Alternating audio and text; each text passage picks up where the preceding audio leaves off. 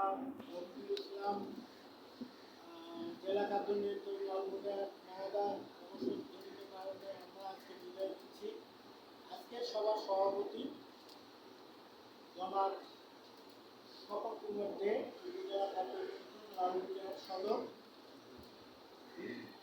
এবং উপস্থিত আছেন এখানে লালমনিরহাট জেলা খাদ্য নিয়ন্ত্রকের কর্মকর্তা কর্মচারীবৃন্দ এবং অন্যান্য লালমনিরহাট অন্যান্য উপজেলার খাদ্য কর্মকর্তা কর্মচারীবৃন্দ, এবং আরও উপস্থিত আছেন আজকে আমরা যাকে বিদায় দেব তার পরিবারের সদস্যবৃন্দ।